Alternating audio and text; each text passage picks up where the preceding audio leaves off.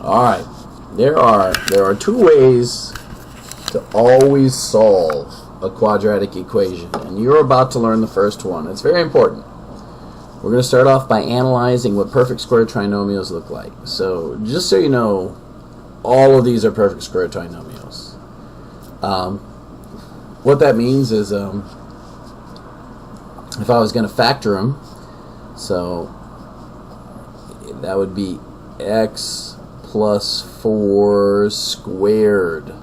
If I was going to factor this, that would be x plus 3 squared. If I was going to factor this, this would be x minus 7 squared.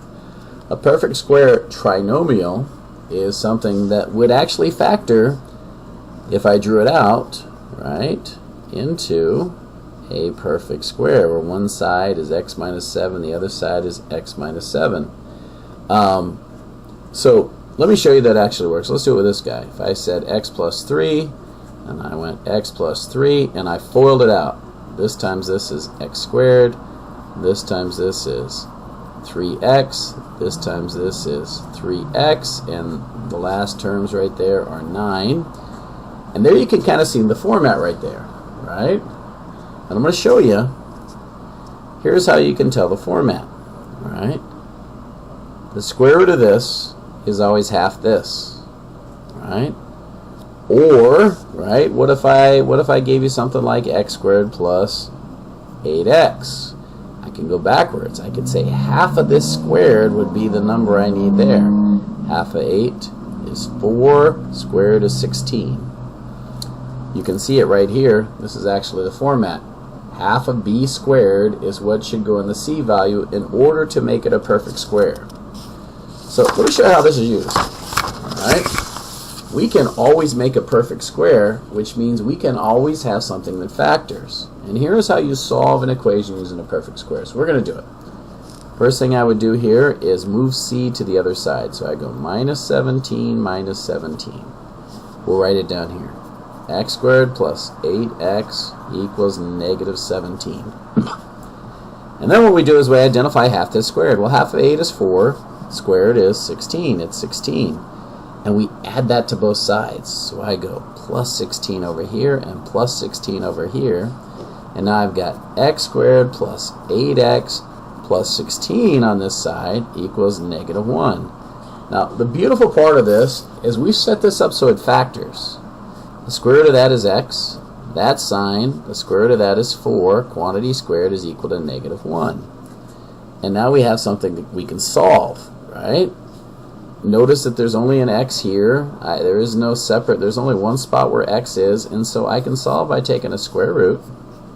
Alright, so we've got x plus 4 equals, remember to do your positive negative I. We subtract 4.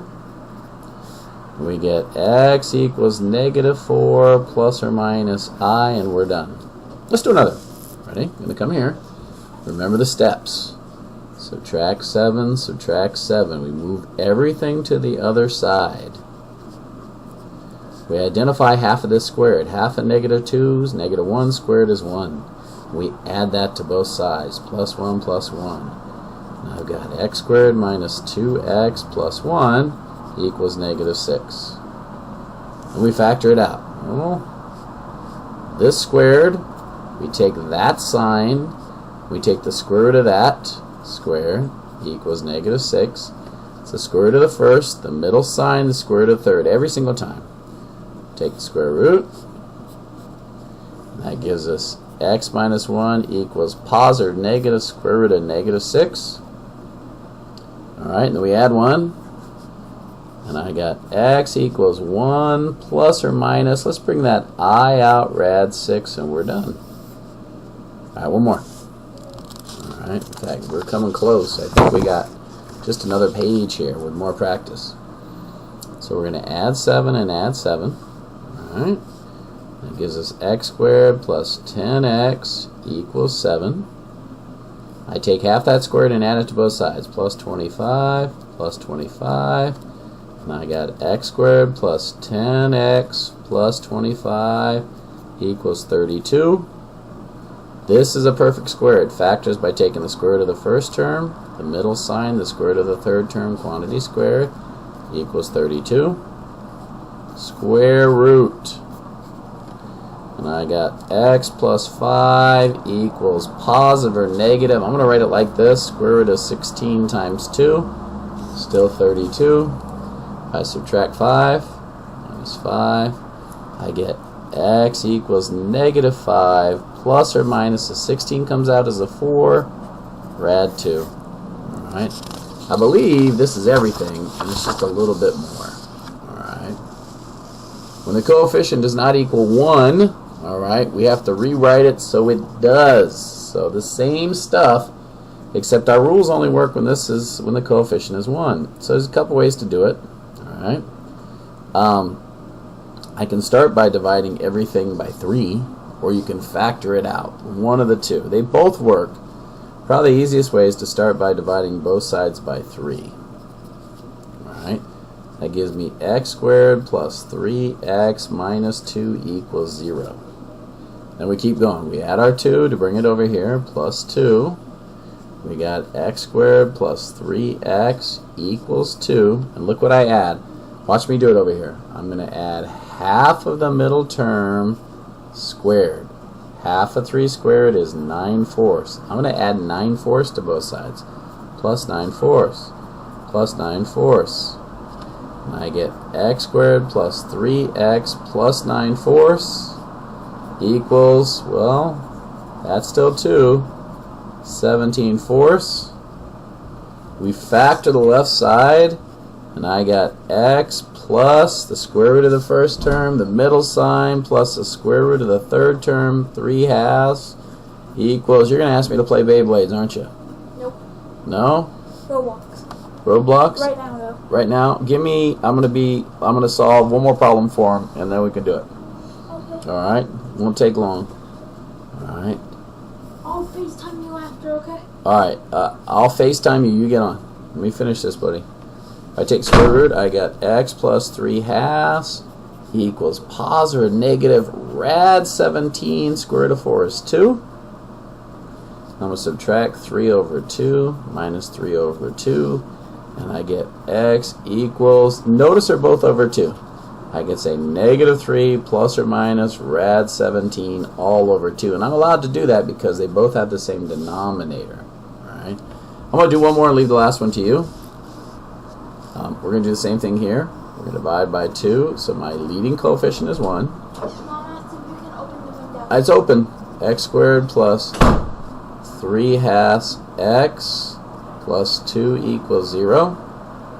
Subtract 2. Minus 2 minus 2.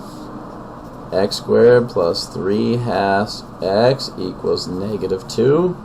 Now we're going to add half this term squared.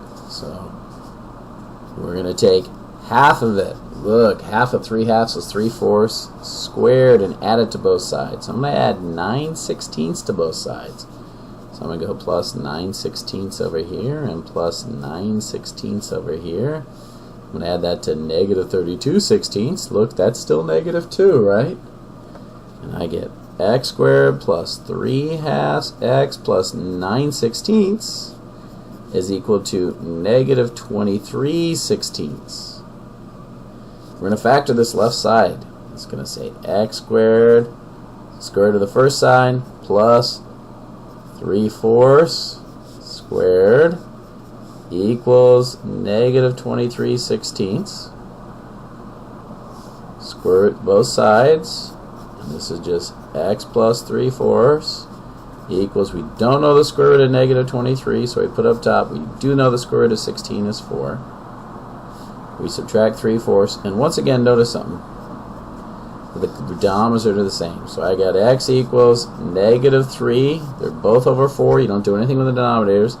I should have said plus or minus up there. Plus or minus I rad 23. So all I brought out was that negative. Try that last one. It'll give you something to talk about with your partners. I got to end this.